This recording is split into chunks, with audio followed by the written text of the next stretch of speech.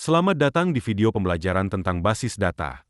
Pada video ini, kita akan membahas berbagai aspek penting seputar basis data. Tujuan video ini adalah untuk memberikan pemahaman dasar tentang apa itu basis data. Jenis-jenisnya, desain basis data, SQL dasar, dan contoh penerapannya. Mari kita mulai. Terdapat berbagai jenis basis data yang digunakan saat ini. Dua yang paling umum adalah basis data relasional dan basis data NoSQL. Dikelola dan diperbarui dengan mudah. Dalam dunia teknologi informasi, basis data sangat penting karena memungkinkan penyimpanan dan pengelolaan data dalam. Basis data relational. Basis data relasional menggunakan tabel untuk menyimpan data. Setiap tabel terdiri dari baris dan kolom, dengan kunci utama untuk mengidentifikasi setiap baris secara unik. Basis data NoSQL.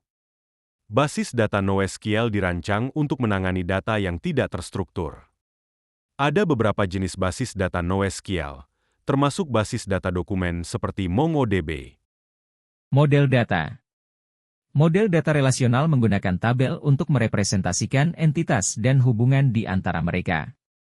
Setiap tabel memiliki kolom untuk atribut dan baris untuk entry data.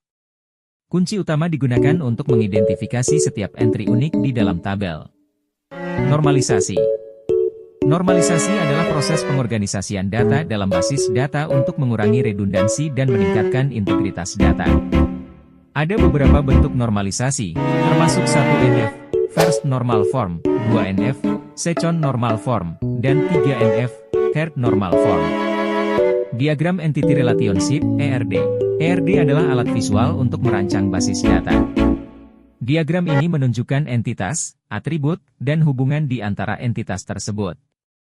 ERD membantu dalam perencanaan struktur basis data sebelum implementasi. SQL dasar.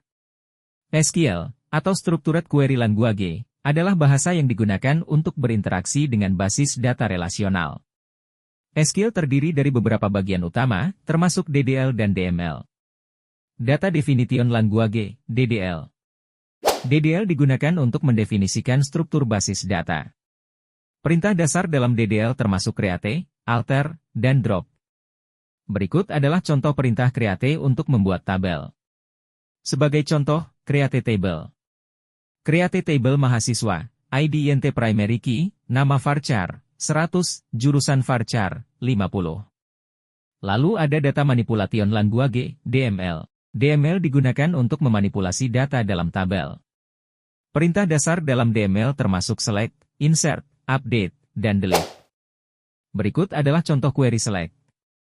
Sebagai contoh, select. Select from mahasiswa where jurusan, informatika. Contoh kasus sederhana. Untuk mengilustrasikan bagaimana basis data digunakan dalam kehidupan nyata, mari kita lihat contoh kasus sederhana, sistem perpustakaan.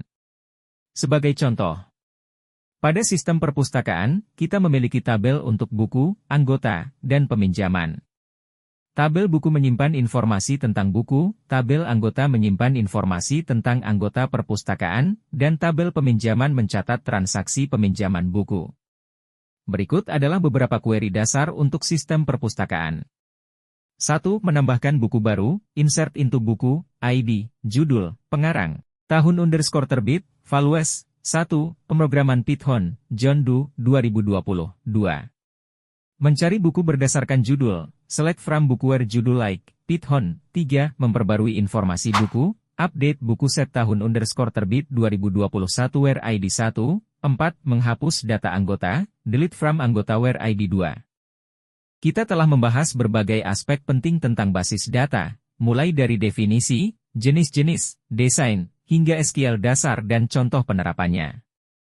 Basis data adalah komponen vital dalam sistem informasi modern, dan pemahaman yang baik tentang basis data akan sangat berguna di berbagai bidang teknologi. Sumber tambahan.